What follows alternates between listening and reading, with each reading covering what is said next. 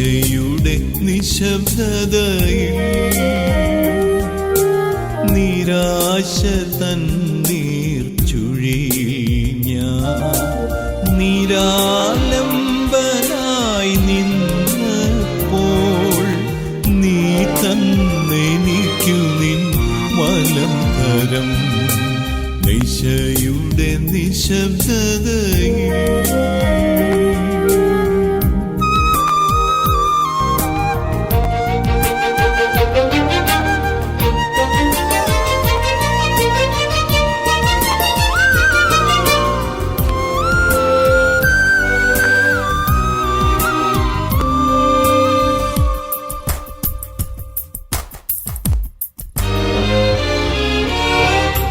ഇന്നു നീ എന്നിൽ ജീവിക്കുന്നു, ഇന്നു ഞാൻ പൂർണ്ണനായി തീർന്നു.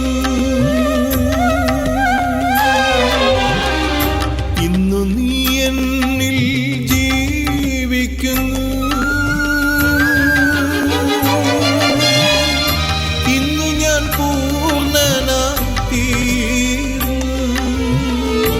ഇന്നു നീ സകലത്തിനും മതിയായവൻ, ഇന്നു നീ സകലത്തിനും മതിയായവൻ, ഇന്നുമെന്നും മതി നീശുവേ. നിശയുടെ നിശബ്ദതയിൽ നിരാശ തന്നീർ ചുഴിയിൽ ഞാൻ നിരാലംബനായി നിന്നപ്പോൾ നീ തന്നെനിക്കു നിൻ വലം കരം. നിശയുടെ നിശബ്ദതയിൽ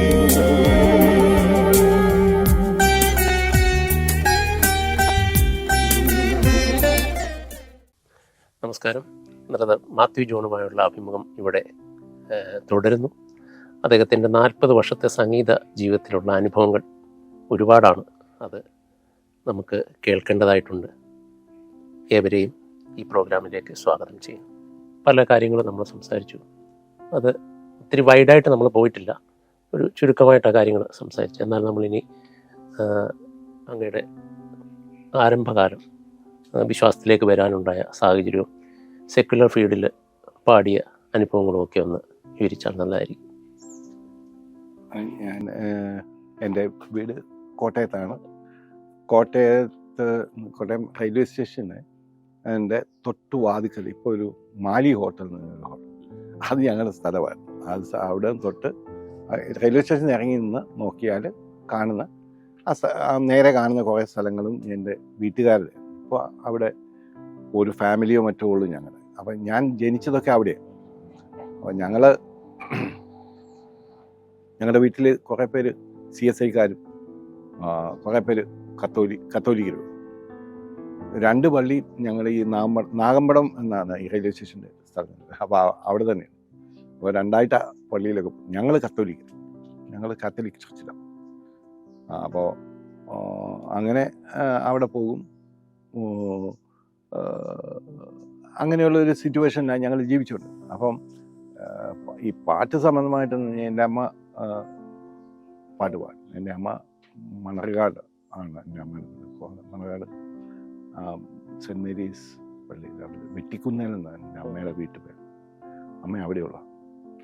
അപ്പോൾ എനിക്കൊന്ന് എൻ്റെ അമ്മയുടെ ചെറുപ്പത്തിലൊക്കെ ഈ മണർകാട്ട് പള്ളി അവിടുത്തെ കൊയറിൽ അന്നേ പള്ളിയിൽ പാടും. അപ്പോൾ എൻ്റെ അമ്മയും പാടുമായിരുന്നു. അപ്പോൾ അമ്മ നന്നായി പാടും. ആ ഒരു പശ്ചാത്തലമുണ്ട്. അമ്മ പാടും. എൻ്റെ ഫാദറിനും പാട്ടിനും ഇഷ്ടക്കേടൊന്നുമില്ല, ഇഷ്ടമാണ്. അപ്പോൾ അങ്ങനെ ഉണ്ട്. ഞങ്ങൾ 4 ബ്രദേഴ്സാണ്. അപ്പം എനിക്ക് പാട്ട് ഭയങ്കര ഇഷ്ടമാണ്. എൻ്റെ മൂത്ത 2 ചേട്ടന്മാർക്ക് പാട്ട് അറിയാമെങ്കിൽ അവർ പാടത്തും, ഞാനിങ്ങനെ പാടുകയൊക്കെ ചെയ്യും. അമ്മയിൽ നിന്ന് എനിക്ക് കിട്ടിയ ആണെന്ന് ഞാൻ വിചാരിക്കുന്നു. അമ്മ നന്നായി പാടും. പിന്നെ എൻ്റെ അനിയനുണ്ട്, അവൻ നല്ലൊരു മ്യൂസിഷ്യനാണ്, മരിച്ചു പോയി. സാബു, അവനെ അറിയാം, കോട്ടയത്ത് സാബു ജോ. അപ്പോൾ അങ്ങനെ ഞങ്ങൾ അവിടെയാണ്. അപ്പം അതിനുശേഷം പിന്നെ ഞങ്ങൾ അവിടുന്ന് എൻ്റെ ഫാദറിന് ഉള്ള ഷെയറൊക്കെ കിട്ടി. ഞങ്ങൾ അവിടുന്ന് മാറി മാങ്ങാനം എന്ന് പറഞ്ഞ മാങ്ങാനം എന്ന് പറഞ്ഞ സ്ഥലത്ത് താമസം മാറി. അവിടെ വീടൊക്കെ മേടിച്ചു. എൻ്റെ ഫാദർ ഒരു കോൺട്രാക്ടർ. അപ്പോൾ അങ്ങനെ ഞങ്ങൾ അവിടെ താമസം. എൻ്റെ സ്കൂളിംഗ് എല്ലാം അവിടുന്ന് പോയാണ് പഠിച്ചത്. കോട്ടയത്ത് മാങ്ങാനം LP സ്കൂൾ എന്ന് പറഞ്ഞ സ്കൂളുണ്ട്. അവിടെ ഞാൻ പഠിച്ചതൊക്കെ സ്കൂൾ. അത് കഴിഞ്ഞ് പിന്നെ കോട്ടയത്ത് വന്ന് MT സ്കൂളിലാണ് പഠിച്ചത്. അപ്പോൾ ഞാൻ വളരെ ചെറുപ്പത്തിൽ തന്നെ വീട്ടിൽ ഇങ്ങനെ പ്രാർത്ഥനയ്ക്കൊക്കെ പാട്ട് പാടുമ്പോൾ അമ്മ നന്നായി പാടും. അമ്മയുടെ കൂടെ ഇരുന്ന് ഞങ്ങളൊക്കെ പാടും. പക്ഷെ എനിക്ക് പാട്ടിനോട് ഭയങ്കര ആഭിമുഖ്യം. അപ്പോൾ അതുകൊണ്ട് ഞാനിങ്ങനെ പള്ളിയിലൊക്കെ പോയി അന്ന് കൊയറൊക്കെ ഉള്ള സമയത്ത് കൊയറുകാരുടെ അടുത്ത് പോയി നിന്ന് വായി പൊളിച്ച് നിന്ന് കേൾക്കാനൊക്കെ ചെല്ലും. അപ്പം പള്ളിയിൽ നല്ല കൊയറുകൾ അന്നേ ഒന്ന് ഞങ്ങളുടെ വീടിന് തൊട്ടടുത്ത് ഒരു ലാറ്റിൻ പള്ളിയുണ്ട്. പക്ഷെ ഞങ്ങളവിടെ ലൂർദ് പള്ളി എന്ന് പറയുന്ന ഒരു ചങ്ങനാശ്ശേരി രൂപതയുടെ പള്ളിയുണ്ട് അവിടെ. പക്ഷെ ഞങ്ങളെല്ലാം പോകുന്നത് ഈ പള്ളി. ഇവിടെ ഭയങ്കര നല്ല കൊയറാണ് പാടും.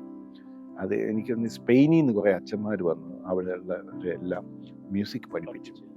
അപ്പം അവിടെ ആ പള്ളിയിലുള്ള ചെറുപ്പക്കാരെല്ലാം ഈ പിന്നെ ഈ നൊട്ടേഷനൊക്കെ എഴുതി അവർ മ്യൂസിക് പഠിച്ച് പാടുന്നു. അപ്പം അതൊക്കെ കേൾക്കുമ്പോൾ ഭയങ്കര മനോഹരമായ പാട്ടാണ് ആ പള്ളി പാടുന്നത്. മറ്റേ പള്ളിയിൽ ഒരു ഇന്ത്യനൈസ് ചെയ്ത ഒരു സ്റ്റൈലായതുകൊണ്ട് അതെ അവിടുത്തെ പാട്ട് അത്ര നല്ല. അതുകൊണ്ട് ഞങ്ങളെല്ലാം ഇവിടെ പോയി പാട്ടൊക്കെ. അങ്ങനെ അവിടെ ആ നിലയിലാണ് വന്നത്. അത് കഴിഞ്ഞ് പിന്നെ ഞങ്ങൾ കുറച്ചുകൂടെ അടുത്ത് മാങ്ങാനത്ത് താമസമായപ്പം ഞങ്ങളുടെ അടുത്ത് വേറൊരു പള്ളിയുണ്ട്. അതും ഈ ചങ്ങനാശ്ശേരി രൂപത പള്ളി. പിന്നെ അവിടോട്ട് അങ്ങ് പോകാൻ തുടങ്ങി. അവിടെ പോകുമ്പോൾ അവിടെ ഒരു ക്ലാസിക്കൽ മ്യൂസിക് ഒക്കെ അറിയാവുന്ന ഒരു അച്ഛൻ വന്നു അവിടെ. അതായത് ഈ ചങ്ങനാശ്ശേരി രൂപത എന്ന് പറയുന്നത് റോമൻ കാത്തലിക്, അവരുടെ ഈ കുർബാന ക്രമമൊക്കെ ഇന്ത്യനൈസ് ചെയ്തു. മറ്റത് വേണ്ട സുറിയാനിയോ ലത്തീനോ ഒക്കെ പാടുമായിരുന്നു ഇടയ്ക്ക്. അതെല്ലാം നിർത്തിയിട്ട് എല്ലാം മലയാളത്തിലാക്കി. അപ്പോൾ അതിന് അന്നത്തെ അച്ഛന്മാരൊക്കെ ഞാൻ ഓർക്കുന്നുണ്ട്. ഒരു വെള്ളാനിക്കൽ അച്ഛൻ, ഇങ്ങനെ പല അച്ഛന്മാരുണ്ട്.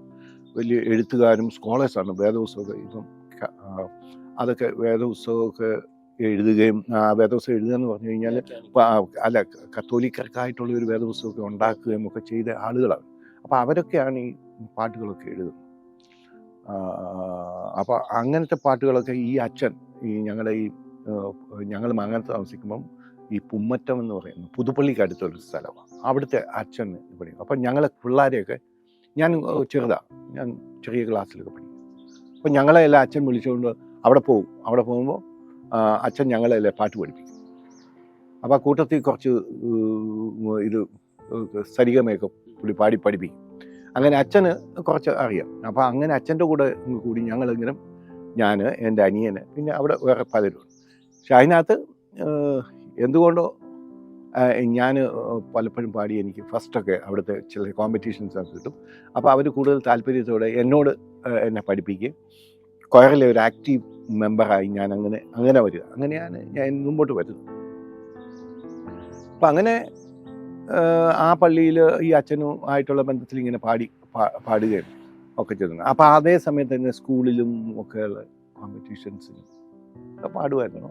അങ്ങനെ പാടി പലയിടത്തും പാടുകയൊക്കെ ചെയ്യും. പക്ഷേ സ്കൂളിലൊക്കെ എന്നെ നല്ല പോലെ പാടുന്ന വേറെ നല്ല പാട്ടുകാരൊക്കെ ഉണ്ടായിരുന്നു. പക്ഷേ ഞാനും അതിൻ്റെ ഇടയ്ക്ക് നമുക്ക് ഈ പാട്ടിനോടുള്ള താല്പര്യം കാരണം നമ്മൾ നിർത്തുന്നത് നമ്മൾ പാടിക്കൊണ്ടിരിക്കും.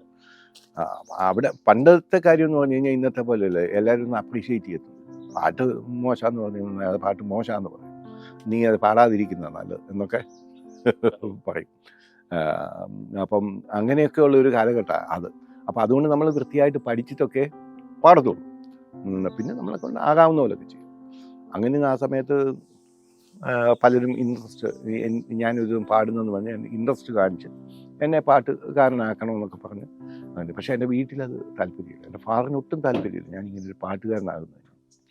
പാട്ട് പാടാം, പള്ളിയിലൊക്കെ പോയി പാടിക്കോ, അവിടെ വല്ലയിടത്തൊക്കെ പോയി പാടിക്കോ. പക്ഷെ വീട്ടിൽ വന്ന് വെച്ച് പള്ളിക്കുറിച്ച് പോയി പഠിക്കുകയും ഒക്കെ ചെയ്തോണം. അല്ലാതെ കൂടുതൽ പാട്ടും പരിപാടിയായിട്ട് മുമ്പോട്ട് പോകണ്ടെന്നുള്ളൊരു ചിന്ത. ബാക്കിയുള്ളവരെല്ലാം 2-3 ബ്രദേഴ്സുണ്ട്. അവരെല്ലാം പള്ളിക്കുറിച്ച് ഇപ്പോൾ പഠിക്കുന്നു. ഞാനും അങ്ങനെ പോയാൽ മതി. പിന്നെ നിനക്ക് ഈ പാട്ടറിയാവുന്ന പാട്ടൊക്കെ പോയി പാടിക്കും പള്ളിയിലുമൊക്കെ. പക്ഷേ സ്കൂളിൽ ഒക്കെ മറ്റേ ബേബി മാത്യു എന്ന് പറയുന്ന ഒരു ഭയങ്കര ഒരു സിംഗർ ഉണ്ടായിരുന്നു. ഞാൻ പഠിച്ച കാലത്ത് 5 തൊട്ട് 10 വരെ ഞാൻ പഠിച്ചപ്പോൾ ഈ ബേബി മാത്യു ആണ് കേരള യൂത്ത് ഫെസ്റ്റിവലിന് ബെസ്റ്റ് സിംഗറായിട്ട് ബേബി മാത്യു അല്ലാതെ ഒരു പാട്ടുകാരനെ കിട്ടിയതായിട്ട് ഞാൻ ഓർക്കുന്നുണ്ട്. ബേബി മാത്യു ഇപ്പോഴും ഉണ്ട്, എൻ്റെ കൂടെ പഠിച്ചതാണ്. അതിഭയങ്കരമാണ്. അവൻ്റെ അപ്പനൊരു ഭാഗവതരായിരുന്നു. പുള്ളിക്കാരന് വയലിൻ മാത്യു എന്ന് പറയുന്ന കോട്ടയത്ത് അറിയപ്പെടുന്ന ഒരു വയലിനിസ്റ്റ്, അന്ന് വയലിൻ വായിക്കുന്ന, കച്ചേരിക്ക് വയലിൻ വായിക്കുന്നു, അദ്ദേഹത്തിൻ്റെ മകനാണ്. അപ്പം അവരുടെ കൂടെ ഞാനിങ്ങനെ പാടുന്നു. പക്ഷെ ഞാനും പാടുന്നുണ്ട്, എൻ്റെ സ്റ്റൈല് വേറെ ഒന്ന്. പക്ഷെ അവൻ ഭയങ്കര ഒരു ക്ലാസിക്കൽ സിംഗറാണ്. അത് കഴിഞ്ഞ് പിന്നെ ഞാൻ സ്കൂളിൽ നിന്ന് പഠിച്ചു. ആ കൂട്ടത്തിൽ തന്നെ ഈ പള്ളിയിൽ ഉള്ള ഈ കണക്ഷനിൽ അവർ നമ്മളെ കണ്ടമാനം പ്രോത്സാഹിപ്പിക്കും. വീട്ടിൽ ആ പ്രോത്സാഹനം ഇല്ലെങ്കിൽ പള്ളിയിൽ ഭയങ്കരമായിട്ട് പ്രോത്സാഹിപ്പിക്കും. അങ്ങനെ ഒരിക്കൽ കോട്ടയത്തെ ലൂർദ് പള്ളി എന്ന് പറഞ്ഞൊരു പള്ളിയുണ്ട്. അപ്പം ഞാൻ മാങ്ങാനത്ത് താമസിക്കും. എനിക്കൊന്ന് ലൂർദ് പള്ളിയിൽ വെച്ച് ആയിരിക്കാം ഒരു ടേണിംഗ് പോയിന്റ് അല്ലേ? ആ ലൂർദ് പള്ളിയിലോട്ട് ഞാൻ മാങ്ങാനത്ത് താമസിക്കും തന്നെ അവിടെ ഒരു ചെറുപ്പക്കാരുടെ ഒരു ക്ലബ് ഉണ്ടായി. അപ്പോൾ അവർക്ക് വേണ്ടി ആ ലൂർദ് പള്ളി എന്ന് പറഞ്ഞാൽ അങ്ങനെയല്ല, പെറ്റി സെമിനാരി എന്ന് പറഞ്ഞ ചെറിയ ഈ അച്ഛന്മാർ കുർബാന ചൊല്ലി പഠിക്കാനൊക്കെ ഉപയോഗിക്കുന്ന ഒരു ചെറിയ പള്ളിയാണ്. അപ്പോൾ അവിടുത്തെ ഉള്ള കോട്ടയത്തുള്ള ചെറുപ്പക്കാർ, നമ്മുടെ കത്തോലിക്ക പിള്ളേരെല്ലാവരും കൂടി ഒരു ക്ലബ് ഉണ്ടാക്കി. അപ്പോൾ ആ ക്ലബിൽ അവർ സ്പിരിച്വലായിട്ട് വഴിതെറ്റിന്ന് പോകുന്നത് വെച്ച് പള്ളിയിൽ വൈകുന്നേരം വരും. അവർക്ക് ആ ക്ലബിൽ ബാറ്റ് കളിക്കുകയും അങ്ങനെയുള്ള പല ആക്ടിവിറ്റീസൊക്കെ ഉണ്ട്. അപ്പോൾ ആ കൂട്ടത്തിൽ രാവിലെ, ഞായറാഴ്ച ദിവസം രാവിലെ കുർബാനയുണ്ട്. ഈ കുർബാന പിള്ളേർക്ക് വേണ്ടി ഒരു കുർബാനയുണ്ട്, 9:30-ക്കുള്ള കുർബാന. അപ്പോൾ അതിന് ആരോ, എൻ്റെ ഒരു ഫ്രണ്ട് എന്നെ അറിയാവുന്ന, അവർ ഇവിടെ മാങ്ങാനത്തുണ്ടായിരുന്നു. അവർ ഈ പുതുപ്പള്ളിയിലെ ആ പള്ളിയിൽ വന്ന് ഞാൻ പാടുന്നതൊക്കെ കേട്ടിട്ടുണ്ട്. അപ്പോൾ എന്നെ വിളിച്ച് അവിടെ കൊണ്ടുവന്ന നല്ലതാണെന്നൊക്കെ പറഞ്ഞു. അങ്ങനെ എന്നെ ഈ ഇവിടുന്ന് അങ്ങനെയാണ് ലൂർദ് പള്ളിയിലേക്ക്. ലൂർദ് പള്ളിയിലെ ഒരു ഈ ക്ലബിലെ ഒരു പ്രസിഡന്റ് ഒരാളുണ്ടായിരുന്നു, ജോർജ് മണ്ണുംപ്ലാക്കൻ എന്ന് പറയുന്നത്. അത് ഒരു അഡ്വക്കേറ്റ് കൂടെയാണ്. അഡ്വക്കേറ്റ് പഠിച്ചുകൊണ്ടിരിക്കുക. ഞാൻ പയ്യനെ, അപ്പം ഞാൻ സ്കൂളിൽ പഠിക്കുക. അപ്പോൾ അദ്ദേഹം വീട്ടിൽ വന്ന് എന്നോട് പറഞ്ഞു, മാത്യു ജോണിന് താല്പര്യമാണെങ്കിൽ അങ്ങോട്ട് വരണം, ലൂർദ് പള്ളിയിൽ ഈ പിള്ളേരുടെ കുർബാനയുണ്ട്, അതിന് പാടാം. അപ്പോൾ എനിക്ക് വലിയ സന്തോഷമായി. വേറൊരു സ്ഥലത്തോട്ട് തന്നെ പാടാനൊക്കെ വന്ന് ഇൻവൈറ്റ് ചെയ്യല്ലേ. അപ്പം ഞാൻ അങ്ങനെ അദ്ദേഹത്തിൻ്റെ അദ്ദേഹത്തിനോട് പറഞ്ഞു വരണമെന്ന് പറഞ്ഞു. അപ്പം ഞാൻ, എൻ്റെ അനിയൻ നന്നായി ഹാർമോണിയം വായിക്കും. അപ്പോൾ അവനെ കൂട്ടി, പിന്നെ വേറെ എൻ്റെ കൂടെ ഞാൻ നേരത്തെ പറഞ്ഞ സാം ഡേവിഡ് എന്ന വയലിൻ, അവർ പാസ്റ്ററുടെ മകനാണ്, പക്ഷെ അവനും എൻ്റെ കൂടെ ഉള്ള. അപ്പോൾ അവന് പിന്നെ വേറെ 2-3 ആർട്ടിസ്റ്റുകളൊക്കെ ഉണ്ട് അന്നത്തെ കാലത്ത്. ഞങ്ങൾ പിള്ളേരുടെ, അപ്പം ഞങ്ങളെല്ലാവരുടെ കൂടി ആ ലൂർദ് പള്ളിയിൽ ചെന്ന് ഞായറാഴ്ച പാടി. ഒരു ആഴ്ച കഴിഞ്ഞപ്പോഴത്തേക്കിന് അവർ ഭയങ്കരമായിട്ട് അങ്ങ് പ്ലാൻ ചെയ്തു, ഇനി നമുക്കിത് നന്നായിട്ട് മുമ്പോട്ട് കൊണ്ടുപോകണം. അങ്ങനെയാണ് ഞാൻ ലൂർദ് പള്ളിയിൽ ചെന്ന് പെടുന്നത്. അപ്പോൾ അവിടെ ചെല്ലുന്നു. അങ്ങനെ അവിടെ ഇങ്ങനെ പിന്നെ പക്ഷെ ഒരു വലിയ കാര്യം എന്ന് വെച്ച് കഴിഞ്ഞാൽ ഈ ബസ്സൊക്കെ കയറി വേണം പോകാൻ. മാങ്ങാനത്ത് നിന്ന് കലക്ട്രേറ്റിൻ്റെ അവിടെയായി പള്ളി. അപ്പോൾ അവിടം വരെ ചെല്ലുക എന്ന് പറഞ്ഞു കഴിഞ്ഞാൽ ബസ് രാവിലെയൊക്കെ, സൺഡേ രാവിലെ ഈ ഹാർമോണിയവും ഈ സാധനം എല്ലാം കെട്ടിപ്പെറുക്കി ഞങ്ങൾ അവിടെ നിന്ന് ഇവിടുന്നുള്ള എല്ലാവരും വന്ന് 9:30 അവിടെ എത്തി പാടുക എന്ന് പറഞ്ഞു. കുറച്ച് ദിവസങ്ങളൊക്കെ ചെയ്തു, പക്ഷെ അത് വലിയ പാടായി. പക്ഷെ എന്നാൽ അന്നേരം അവരൊരു ഹാർമോണിയം അവിടെ വാങ്ങിച്ചിട്ട് പിന്നെ ഞങ്ങൾ അവിടെ പോകും, ഇങ്ങനെ പാടും ഇടയ്ക്ക്. പിന്നെ അങ്ങനെ പാടിയൊക്കെ വരുമ്പോൾ അവിടെ ചില പൊളിറ്റിക്സ് ഉണ്ട്, അത് ഞാൻ പിന്നീട് ഒരിക്കൽ പറയാം. അപ്പം അങ്ങനെ അവിടെ വന്നു. അവിടെയാണ് വാസ്തവത്തിൽ നല്ല മ്യൂസിക് ഡയറക്ടേഴ്സിനൊക്കെ ഞാൻ പരിചയപ്പെടും. പള്ളിയിൽ നിന്ന് ഇതുപോലെ ഭയങ്കരമായിട്ട് പാട്ടിന് ഭയങ്കര. അന്ന് ഒരച്ഛൻ വന്നു, ഫാദർ GT ഊന്നുകല്ലിൽ. അച്ഛൻ വലിയ പോയിട്ടാണ്. ആ അച്ഛനാണ് ഈ കുർബാന ക്രമത്തിൻ്റെ പാട്ടുകളൊക്കെ എഴുതിയത് ഈ കത്തോലിക്ക പള്ളിയിൽ. അപ്പോൾ അദ്ദേഹമാണ് ഇങ്ങനെ വന്ന് അവിടെ ഈ പള്ളിയിലോട്ട് വരിക. അപ്പോൾ അദ്ദേഹം എഴുതി ഒരുപാട് പാട്ട്. ഞാൻ പാടുന്ന ഒരു തീരം എവിടെ ഓളങ്ങളെ, അങ്ങനത്തെ കുറേ പാട്ടുകളുണ്ട്. പ്രപഞ്ചം ഉണരുന്നു മുമ്പേ നാഥ നീ എന്നെ, ഇങ്ങനത്തെ കുറേ ഭയങ്കര മനോഹരമായ അതെല്ലാം. പക്ഷെ അന്നേരം അവിടെ ഒരു മ്യൂസിക് ഡയറക്ടർ ഉണ്ടായിരുന്നു, അതായത് KPSC ജോൺസൺ എന്ന് പറയുന്നത്. അദ്ദേഹം ഭയങ്കരമായിട്ട് പാടി. അത് തന്നെയല്ല, അദ്ദേഹം നല്ലൊരു ക്ലാസിക്കൽ ബേസുള്ള ഒരു വലിയ KPSCയിലെ മ്യൂസിക് ഡയറക്ടറാണ്. അപ്പോൾ അദ്ദേഹം KPSC പോവാതെ, പിന്നെ KPSC വലിയ നാടക സമിതിയല്ലേ, അപ്പോൾ അവിടുന്ന് പുള്ളിക്കാരന് വീട്ടിലെന്തോ പ്രശ്നമായിട്ട് നാട്ടിൽ തന്നെ നിൽക്കുക. അപ്പം ലൂർദ് പള്ളിയിൽ വന്ന്, അപ്പോൾ അദ്ദേഹത്തിൻ്റെ ഒരു ശിഷ്യത്വത്തിലാണ് ഞാൻ പിന്നെ മ്യൂസിക് പഠിക്കുന്നത്. പുള്ളി എന്നെ പഠിപ്പിക്കും, നല്ല നല്ല പാട്ടുകൾ ചെയ്തു തരും, അതെല്ലാം ഞാൻ പാടുക. അപ്പം പള്ളിയിൽ ഭയങ്കരമായിട്ട് ആൾ കൂടാൻ തുടങ്ങി. വന്ന് കോട്ടയത്ത് മറ്റു പള്ളിക്കാർ നേരത്തെ തീർന്ന ഉടനെ ഇവിടുത്തെ കൊയർ കേൾക്കാനായിട്ട് മറ്റു എല്ലാ പള്ളികളിൽ നിന്നും മറ്റ് ഡിനോമിനേഷനിൽ നിന്നുള്ളവരെല്ലാം വരിക. ഈ 9:30 കുർബാനയെന്ന് പറഞ്ഞു കഴിഞ്ഞാൽ അവിടെ ഭയങ്കര ആൾക്കൂട്ടം. അപ്പം അങ്ങനെ വന്ന് അവർ പള്ളി ഒന്ന് പൊളിച്ചു പോകണം, പിന്നെയും പണിത്, പിന്നെ സൈഡിലോട്ടെല്ലാം ഇട്ടു. അങ്ങനെ വളരെ വൈഡായിട്ട് ഇതങ്ങ് ചെയ്യാൻ തുടങ്ങി. അപ്പം നമ്മൾ സ്ഥിരമായി അവിടെ. പിന്നെ ഈ പള്ളി ഒരു ഫോറിനർ ചർച്ച് എന്ന് പറഞ്ഞു കഴിഞ്ഞാൽ ഒരുപാട് പള്ളികളുടെ മേലിലുള്ള ഒരു പള്ളി. പിന്നെ കോട്ടയത്തായതുകൊണ്ട് ഇവിടേക്ക് നമ്മൾ ഈ മറ്റ് കല്യാണം മറ്റ് സ്ഥലങ്ങളിലുള്ളവരെല്ലാം വെച്ച് നടക്കുന്നു. ഭയങ്കര ബിസിയായി ഈ മ്യൂസിക്. അന്നേരത്തെ ഈ കൊയർ എന്ന് പറയുന്നത് ഭയങ്കര ഒരു ഒഴിച്ചുകൂടാൻ മേലാത്തൊരു കാര്യമായി വന്നു. ഇതിനിടയ്ക്ക് പല തകർച്ചകളാണ് ഞാൻ പിന്നീട് പറയാം. അതിൻ്റെ ഇടയ്ക്കുള്ള പ്രശ്നങ്ങളും പ്രോബ്ലംസൊക്കെ ഉണ്ട്, അതൊക്കെ അങ്ങനെയുണ്ട്. പക്ഷേ എന്നാണ് 78 വരെ ഞാൻ അവിടെ തന്നെ നിന്നു. 78-ലാണ് ഞാൻ ഈ ക്യാമ്പസ്. അന്നേരത്തേക്ക് ഞാൻ മറ്റുള്ള സ്ഥലങ്ങളിലെല്ലാം പാടാൻ പറഞ്ഞു. ബെസേലിയസ് കോളേജിലാണ് പഠിച്ചത്. ബെസേലിയസ് കോളേജ് പഠിക്കുമ്പോൾ യൂണിവേഴ്സിറ്റിയിൽ ടീമുമായിട്ട് പോവുകയും അവിടെ സെക്യുലർ പ്രോഗ്രാമുകൾ ഒത്തിരി ചെയ്തിട്ടുണ്ട്. പിന്നെ ഞാൻ ലൂർദ് പള്ളിക്ക് തന്നെ ഒരു മ്യൂസിക് ടീം ഉണ്ടായിരുന്നു, ഒരു സൈക്കോ എന്ന് പറയും, കാത്തലിക് യങ്സ്റ്റേഴ്സ് ക്ലബ് ഓർക്കസ്ട്ര എന്ന അതിൻ്റെ പേര്. അതിനകത്ത് ഒരുപാട് പേര് അപ്ലൈ ചെയ്തു. അപ്പം അവർ അത് ശരിയായിട്ട് അതിന് ഇത് ചെയ്യുന്നു. അപ്പം അന്ന് ഞാൻ പാടുന്നെങ്കിലും അന്ന് ഈ ഓർക്കസ്ട്രയിൽ പാടാനായിട്ട് വേറെ ചില ആളുകളെ വിളിക്കും. അന്ന് കേരളത്തിലെ ബെസ്റ്റ് ഒരു പെർഫോമറായിരുന്നു തോപ്പിലാൻഡോ എന്ന് പറഞ്ഞതാണ്. അദ്ദേഹം മരിച്ചുപോയി കഴിഞ്ഞ്. അപ്പം പിന്നെ മെഹബൂബ് എന്ന് പറഞ്ഞൊരു സിംഗറുണ്ട്, പിന്നെ ഗിരിജ വർമ്മ എന്ന് പറയുന്നൊരു ആൾ, പിന്നെ അതുപോലെ ഈ ലതിക എന്ന് പറഞ്ഞ ഇപ്പോൾ സിനിമയിലൊക്കെ പാടുന്ന ഒരു പുള്ളിക്കാരിയാണ് കൊല്ലത്തുള്ള. അപ്പോൾ അവരാണ് അതിൻ്റെ കൂടുതൽ ഞാനും പാടുക. പക്ഷെ അവരുടെ സ്റ്റാൻഡേർഡിലൊന്നും എനിക്ക് പാടാൻ പറ്റുന്നില്ല, കാരണം അവർ വലിയ ഹൈ ക്ലാസ് സിംഗേഴ്സാണ്. പക്ഷെ എന്നാലും എന്നെയും കൂടെ ഉദ്ധരിക്കാൻ വേണ്ടിയാണ് ഈ മ്യൂസിക് ടീം ഉണ്ടാക്കിയത്. ഞാൻ അവരുടെ കൂടെയാണ് പാടുന്നത്. അപ്പോൾ ഇത് വലിയ ഹൈ ക്ലാസ് ആളുകളുടെ കൂടെ നമ്മൾ പാടുക. അതുകൊണ്ട് നിലയിലൊന്നും നമുക്കൊന്ന് പച്ച പിടിക്കാൻ, കാരണം ഇവർ പാടുന്നിടത്ത് നമ്മൾ പാടിയാലൊന്നും ജനത്തിന് വലിയ ഏൽക്കുന്നില്ല. അപ്പം എന്നാലും അന്നത്തെ ആളുകൾ ഇന്നത്തെ പോലെ പരിഹസിക്കുമോ അല്ലെ, നമ്മൾ എന്ന് പാടിയാലും ആളുകൾ പോകും. ഒരു പാട്ട് കഴിഞ്ഞ് പിന്നെ നമ്മളെ കൊണ്ട് പാടിക്കത്തില്ല. കാരണം നമ്മൾ എന്ന് പറഞ്ഞാൽ അവരതുപോലെ ഭയങ്കര സിംഗേഴ്സാണ്. മെഹബൂബ് എന്ന് പറഞ്ഞ പുള്ളിക്കാരനും ഈ ആൻഡോ ചേട്ടൻ എന്ന് പറഞ്ഞു, ഞാൻ ആൻഡോ ചേട്ടൻ എന്ന് വിളിക്കുന്നത്. അത് പ്രായമുള്ള ആളുകൾ. നമ്മളന്ന് ഞാൻ 10th മുതൽ ഫസ്റ്റ് BDC ഒക്കെ പഠിക്കുന്ന കാലം. അന്നേരം അത് അവരുടെ ആ റേഞ്ചിൽ പാടാനൊന്നും നമ്മളെ കൊണ്ട് പറ്റുന്നില്ല. പക്ഷെ ഇതെല്ലാം കാണുക, പക്ഷേ ആ ഒരു അവസരങ്ങൾ ഒത്തിരി ഗുണം ചെയ്യും. എന്നെ എന്നാൽ അവർ കളിയാക്കുവോ എന്നെ പരിഹസിക്കുകയോ ഒന്നും ചെയ്തിട്ടില്ല. എന്നോട് സ്നേഹമായിട്ടൊക്കെ നിന്നിട്ടുള്ളൂ. അപ്പം എന്നെ ഇങ്ങനെ ആളുകൾ പരിഹസിക്കുകയൊക്കെ ചെയ്യുമ്പോഴത്തേക്കിനും സാരയില്ല, നല്ലതാകും, നീ പ്രാക്ടീസ് ചെയ്താൽ മതി എന്നൊക്കെ പറഞ്ഞു. മറ്റേ ടീമിനകത്തുള്ള മറ്റുള്ളവരാണെങ്കിൽ തന്നെ അത് എന്ന് പറഞ്ഞാൽ 10-30-35 പേരൊക്കെ പ്ലേ ചെയ്യുന്നു ഓർക്കസ്ട്ര. കാരണം അന്ന് ഈ ഓർഗനൊന്നും ഇല്ലാത്തത്. അപ്പം ഒരുപാട് വയലിൻസ്, ഇപ്പോൾ സാധാരണ പ്രോഗ്രാമിന് ഒരു 12-15 വയലിനൊക്കെ വേണം. അത്ര വയലിനിസ്റ്റുകളൊക്കെ ഉണ്ട്.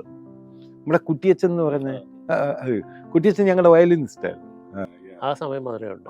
കുട്ടിയച്ചൻ അവിടുന്ന് പിന്നെ പാലായിന്ന് കുറേ കുട്ടിയച്ചനൊക്കെ നമ്മുടെ കൂടെ അന്ന് സെക്കുലർ. പിന്നീട് അദ്ദേഹം സിംഗറായി. അദ്ദേഹം പിന്നെ രക്ഷിക്കപ്പെട്ടു. ഇപ്പോൾ ഒരു സഭയുടെ എൽഡറാ നല്ല കുട്ടിയച്ചൻ. അപ്പോൾ ഞങ്ങൾ കോണ്ടാക്റ്റൊക്കെ ഉണ്ട്. അപ്പോൾ അങ്ങനെയായിരുന്നു ആ മ്യൂസിക് ടീം. അതുകൂടാതെ പിന്നെ വേറൊരു മ്യൂസിക് ടീം ഉണ്ടായിരുന്നു, ഫ്രണ്ട്സ് ഓർക്കസ്ട്ര. അത് വേറൊരു ഓർക്കസ്ട്ര. അപ്പോൾ അതിനകത്ത് ഞാൻ പാടാം. പിന്നെ സംഗീതഭവൻ എന്ന് പറഞ്ഞൊരു ഓർക്കസ്ട്ര, അതിനകത്ത് പോകാൻ.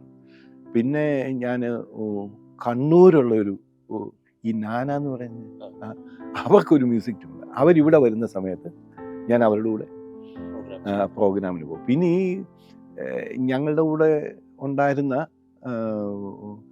ഈ പ്രോഗ്രാമിന് പ്ലേ ചെയ്യുന്ന ഒരു KP തോമസ് എന്ന് പറയുന്നൊരു അന്നത്തെ ഒരു ഓർഗനില്ല, ഹാർമോണിയാണ് മെയിൻ. ഹാർമോണിയം അക്കോർഡിയനും ഒക്കെ അപ്ലൈ ചെയ്യുന്നത്. അപ്പോൾ അദ്ദേഹത്തിൻ്റെ പരിപാടികൾ അപ്പോൾ ഈ സിനിമ പാട്ടുകാർ വന്നിച്ചും ഓർക്കസ്ട്ര അറേഞ്ച് ചെയ്യും. അപ്പോൾ അവർ വന്നിച്ചും പറയും കെ.പി. തോമസിനോട്, കെ.പി. തോമസ് ഈ ഇത്ര പീസ് ഓർക്കസ്ട്ര അറേഞ്ച് ചെയ്ത് വന്നു. അപ്പോൾ കെ.പി. തോമസ് പറയും ഞങ്ങളുടെ കൂടെ പാടുന്ന ഒരാളുണ്ട്, അയാൾ ഒരു 2 പാട്ട് പുള്ളിയും കൂടെ, കാരണം അവർ വെള്ളം കുടിക്കുന്ന സമയത്ത് പാടാം. അങ്ങനെ ഞാൻ ഈ കുളത്തുപ്പുഴ രവി എന്ന് പറയുന്ന മറ്റേ രവീന്ദ്ര മാസം അദ്ദേഹത്തിൻ്റെ ഗാനമേളയ്ക്ക് ഞാൻ പാടിയിട്ടുണ്ട്. പിന്നെ അയിരൂർ സദാശിവൻ, ബ്രഹ്മാനന്ദൻ, ഇവരുടെ ഗാനമേളയ്ക്ക് ഈ തോമസ് അറേഞ്ച് ചെയ്യുന്ന ഓർക്കസ്ട്രയിലെല്ലാം പോയി ഞാനും പാടും. അങ്ങനെ പിന്നെ വേറെ ലേഡീസ് സിംഗേഴ്സ് ആരാണ്ടൊക്കെ ഉണ്ട്, അവരുടെയൊക്കെ കൂടെ 2 പാട്ട് പാടാൻ എനിക്ക് അവസരം. ഈ ഓർക്കസ്ട്രക്കാർക്ക് എൻ്റെ പാട്ടറിയാം, അപ്പോൾ അവരുടെ കൂടെ ഞാൻ അങ്ങനെ പാടുമായിരുന്നു. അങ്ങനെയാണ് എൻ്റെ ഈ ഫീൽഡുമായിട്ടുള്ള ഒരു കണക്ഷൻ ഈ വരുന്നത്. പക്ഷെ അത് നല്ല നല്ല ആളുകളുടെ കൂടെയാണ് എനിക്ക് ബന്ധപ്പെടാൻ പറ്റിയത്.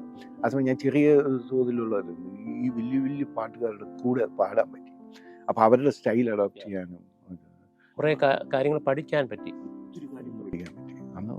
അന്ന് ഈ ഇതുപോലെ ഒന്നുകൂടെ യൂണിറ്റി ഉണ്ടായിരുന്നു. പിന്നെ നല്ല പ്രാക്ടീസ് ചെയ്തിട്ടൊക്കെ നന്നായിട്ട് ഇപ്പോഴത്തെ പോലത്തെ ഉള്ള ഒരു സൗണ്ട് സിസ്റ്റം ഒന്നുമല്ല, അങ്ങനെയല്ല. അത് വേറൊരു സ്റ്റൈലാണ്. ഇന്നത്തെ സൗണ്ട് സിസ്റ്റം, അന്നത്തെ സ്റ്റേജ് പെർഫോമൻസ് എന്നൊക്കെ പറഞ്ഞിട്ട് അത് ഇന്നത്തെ പോലെ ആളുകൾ വന്നിരിക്കുന്നു എന്ന് പറഞ്ഞു കഴിഞ്ഞാൽ തിരുനക്കര അമ്പലത്തിൽ ഗാനമേളയ്ക്ക് പാടും. അപ്പോൾ അവിടെ വരുന്നെന്ന് പറഞ്ഞു കഴിഞ്ഞാൽ ഒരു 10,000-15,000 പേര് മിനിമം ഉണ്ട് അവിടെ. അത്രയും പേരാണ് നിൽക്കുന്നത്. അപ്പോൾ അവരെ കേൾപ്പിക്കുക എന്ന് പറഞ്ഞാൽ ഈ ഹോണും ഒക്കെ വെച്ചാണ്. ഈ നമ്മൾ നിൽക്കുന്ന സ്റ്റേജിൻ്റെ മുകളിലുള്ള ഹോണെല്ലാം ഒരു 10-20 ഹോൺ കെട്ടി, പിന്നെ ടൗണ് മുഴുവൻ സ്പീക്കർ വെച്ചിരിക്കുക. എന്നിട്ട് ഒരു പ്രത്യേക എന്തോ അന്നത്തെ സ്റ്റൈൽ അതാണ്. അങ്ങനത്തെ അതൊക്കെ വെച്ചാണ് പാടുന്നത്. അപ്പോൾ നമ്മൾ സ്റ്റേജിൽ ഒരു ടിക്കുന്ന ഒരു ഒച്ച കേട്ടാൽ അത് ടൗൺ മുഴുവൻ ഉണ്ട്. ഇപ്പോഴത്തെ സൗണ്ട് സിസ്റ്റം പോലെ അല്ല, ഇന്നത്തെ വേറൊരു സ്റ്റൈലാണ്. പക്ഷേ എനിക്ക് പഴയത് എനിക്ക് വളരെ ഇഷ്ടമാണ്, അന്നത്തെ പാട്ടിൻ്റെ സ്റ്റൈലും ഒക്കെ. അപ്പം അങ്ങനെ ഞാൻ ഇവരുടെ കൂടെ പാടി ചെറിയ ചെറിയ പാട്ടുകളൊക്കെ പാടി ഒത്തിരി കൂവിച്ച മേടിച്ച് ആളുകൾ ഡിസ്ക്രൈബ് ചെയ്ത്, പക്ഷെ അതൊന്നും കണക്കാക്കാതെ നമ്മൾ ഇതിൻ്റെ അകത്ത് നിന്ന് ചില നമുക്കിണങ്ങുന്ന കുറേ പാട്ടുകൾ വന്ന് ഇവരുടെ കൂടെ പാടി തന്നെ നമുക്കത് ഇവരുടെ കൂടെയും പാടാൻ പറ്റും എന്നുള്ളൊരു നില നമുക്ക് ഉണ്ടായി. അത് ഞാനൊരു 75 മുതൽ, അന്ന് ഞാൻ 75 സ്കൂളിൽ പഠിക്കും, 75 മുതൽ, പിന്നെ അത് കഴിഞ്ഞ് കോളേജ് ബസേലിയസ് കോളേജ് 78, ഒരു 74-75 ഒരു 4 വർഷം 5 വർഷം ഞാൻ പാടി. അപ്പോൾ അത് അത്രയും വലിയ പ്രശ്നങ്ങൾ വീട്ടിൽ എൻ്റെ ഫാദർ സമ്മതിക്കത്തില്ല. അപ്പോൾ അങ്ങനെ ഒന്ന് പിന്നെ ഞാൻ വീട്ടിൽ താമസാക്കാതെ പള്ളിയിൽ പോയി താമസിച്ചു. പള്ളിയിൽ അച്ഛൻ്റെ കൂടെ താമസിക്കും. അവിടെ കോട്ടയം ലൂർദ് പള്ളിയിൽ എനിക്കൊരു മുറി. അപ്പോൾ അവിടുന്ന് ഞാൻ കോളേജിൽ പോകും വരും, പിന്നെ ഇടയ്ക്ക് വീട്ടിൽ പോകും. അങ്ങനെ ഒരു കാലഘട്ടം. ആ ഒരു കാലയളവിലാണ് 78 ക്യാമ്പസ് ക്രൂസൈഡിലേക്ക്. അപ്പം അന്നേരം ഇങ്ങനെ പല ഈ നമ്മുടെ ഈ കുഞ്ഞുമോൻ ചാക്കോ എന്ന് പറയുന്ന അദ്ദേഹത്തിൻ്റെ ഈ ജയിൽ ഇവാഞ്ചലിസം ഒക്കെ സ്റ്റാർട്ട് ചെയ്ത് ജയിലിൽ പോയി. അപ്പം അദ്ദേഹത്തിൻ്റെ ബ്രദറുണ്ട് ഒരു AC തോമസ്, അദ്ദേഹം അന്ന് പാടുന്ന ആളാണ്. അപ്പോൾ അദ്ദേഹം എന്നെ അറിയാം. അപ്പോൾ ലൂർദ് പള്ളിയിലൊക്കെ ഈ പ്രോഗ്രാം കേൾക്കാനും പിന്നെ നമ്മൾ തിരുനക്കരമേലത്ത് അവിടെ ഇവിടെയൊക്കെ പാടുന്ന കേൾക്കാൻ പറ്റും.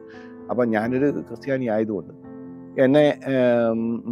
എന്നോട് ഇഷ്ടമാണ്, എൻ്റെ ഈ ചില പാട്ടുകളൊക്കെ ഇഷ്ടമാണ്. അപ്പോൾ അങ്ങനെ ഇരിക്കുമ്പോൾ AC തോമസ് പറഞ്ഞു നമുക്കിങ്ങനെ ജയിൽ ഇവാഞ്ചലിസത്തിൻ്റെ ചേട്ടൻ്റെ പരിപാടിയുണ്ട്, അതിന് പോകാം എന്ന് പറഞ്ഞു. അപ്പോൾ പുള്ളിയുടെ ആ മ്യൂസിക് ടീമിൻ്റെ പേരാണ് സെലസ്റ്റിയൽ സിംഗേഴ്സ്. അതാ പിന്നെ ഈ വിനോദ് ചാക്കോയുടെ സെലസ്റ്റിയൽ പരിപാടിയെല്ലാം ആയി മാറി. അപ്പോൾ പുള്ളിയുടെ ചേട്ടനായത് തുടങ്ങി. അപ്പോൾ അതിൻ്റെ അകത്തെ പാട്ടുകാരൻ ഞാനായിരുന്നു, എന്നെ വിളിച്ചോണ്ട് പോകും. അപ്പം ഞാൻ അങ്ങനെ ആ കാലത്തിലുണ്ടായ പാട്ടാണ് നീല നീലവാനം, കരകവിഞ്ഞൊഴുകും, ഇവൻ എൻ്റെ. ഈ പാട്ടുകളൊന്നും ഒരിക്കലും ആരുടെയും മനസ്സിൽ നിന്ന് പോയില്ല. അതൊക്കെ AC തോമസിൻ്റെ കാലത്ത് എനിക്ക് വന്ന് ഭക്തവത്സൽ ആ പാട്ടും കൊണ്ട് വന്നത് തിരുവനന്തപുരത്ത് ആരോ ചെയ്ത പാട്ടുകളാണെന്നാണ് ഞാൻ മനസ്സിലാക്കുന്നത്. അതേ ഈ പാട്ട് വന്ന് പിന്നെ അത് ഞാൻ പഠിച്ചു, ഞാൻ ഒരുപാട് സ്റ്റേജുകളിൽ ഇതെല്ലാം പാടി. അപ്പം അത് അങ്ങനെ വരണം. പിന്നെ രണ്ടാമത് ക്യാമ്പസ് ക്രൂസൈഡുകാരുടെ സ്റ്റുഡൻസിനിടയിലെ പ്രവർത്തനം. അപ്പം സ്റ്റുഡൻസിനിടയിൽ അറിയാവുന്ന, അപ്പം ഞാൻ ബസേലിയസ് കോളേജിൽ ആർട്സ് ക്ലബ് സെക്രട്ടറി ആയിരുന്നു, പിന്നെ യൂണിവേഴ്സിറ്റി വിന്നറാണ്. അപ്പോൾ എന്നെ കോട്ടയത്തെ പിള്ളേരെല്ലാം അറിയാം. അപ്പോൾ നമ്മുടെ ഞങ്ങളുടെ പേരൊക്കെ വെച്ച് ഒരു നോട്ടീസൊക്കെ ഉണ്ടാക്കി പിള്ളേരുടെ ഇടയ്ക്ക് കൊടുക്കുമ്പോൾ അവർ കേൾക്കാൻ പറ്റും. അപ്പോൾ അങ്ങനെയാണ് ഇവരെ വിളിച്ചുകൊണ്ട് പോകും. അവിടെ CMS കോളേജിൽ ഒരു പ്രോഗ്രാം നടന്നു. അത് 1978 ഞാൻ പറഞ്ഞു ഞാൻ രക്ഷിക്കപ്പെട്ടത്. അതിന് മുമ്പ് പല പ്രാവശ്യം അവരെന്നെ വിളിച്ചുകൊണ്ട് പോകും. അപ്പോൾ ആ മീറ്റിങ്ങിൽ വെച്ചാണ് വാസ്തവത്തിൽ ഞാൻ രക്ഷിക്കപ്പെടുന്നത്. അത് ഞങ്ങൾ ടീമായിട്ട് അവിടെ പോയി പാടുകയും ഒക്കെ ചെയ്ത് 1978 അന്ന് ഞാൻ ലൂർദ് പള്ളിയിൽ ആക്റ്റീവായിട്ടുള്ള സിംഗറായിട്ട് നിൽക്കുമ്പോഴാണ് ഈ വിശ്വാസത്തിലേക്ക് വരുന്നത്. അതിന് ചില കാരണങ്ങളുണ്ട്, അത് ഞാൻ പിന്നാലെ ഓരോന്നായിട്ട് ഞാൻ പറയാം. നമുക്ക് പറഞ്ഞ പ്രതിബന്ധങ്ങളും മനുഷ്യരുടെ ആയിട്ടുള്ള നമ്മളോടുള്ള അപ്രോച്ചും നമ്മുടെ മനസ്സ് തകർത്ത് കളയുന്ന പല കാര്യങ്ങളും ഇടയ്ക്ക് സംഭവിക്കുന്നു. നമുക്ക് സംശയം തോന്നുക ദൈവത്തിൻ്റെ കാര്യത്തിൽ തന്നെ ഇത് ദൈവകാര്യം തന്നെയാണോ എന്നൊക്കെ നമുക്ക് സംശയം തോന്നുന്ന പോലെയൊക്കെ കാര്യങ്ങൾ വന്നിട്ടുണ്ട്. അങ്ങനെയുള്ള വേദനിക്കുന്ന എനിവേ ദൈവം എന്നോട് അന്ന് ഇടപെട്ടു. 1978 ജൂലൈ മാസം 14-ാം തീയതി ആ മീറ്റിംഗ് വെച്ച് രക്ഷിക്കപ്പെടാനിടയായി. എനിക്കൊന്നും അതിനെക്കുറിച്ച് അറിയത്തില്ല, ഞാനൊരു കാതലിക് ബാക്ക്ഗ്രൗണ്ട്, അതല്ലാതെ എനിക്കൊന്നും അറിയില്ല. പക്ഷെ ദൈവം എന്നെ കണ്ണും തുറന്നു. ഈ സംവാദം ഇവിടെ അവസാനിക്കുന്നില്ല. വളരെ അനുഭവ പ്രേരിതമായ ഒരുപാട് കാര്യങ്ങളിലേക്ക് ഇനി നമുക്ക് പോകേണ്ടതായിട്ടുണ്ട്. അടുത്ത എപ്പിസോഡിൽ വീണ്ടും കാണാം എന്ന പ്രതീക്ഷയോടെ നിർത്തുന്നു. നന്ദി.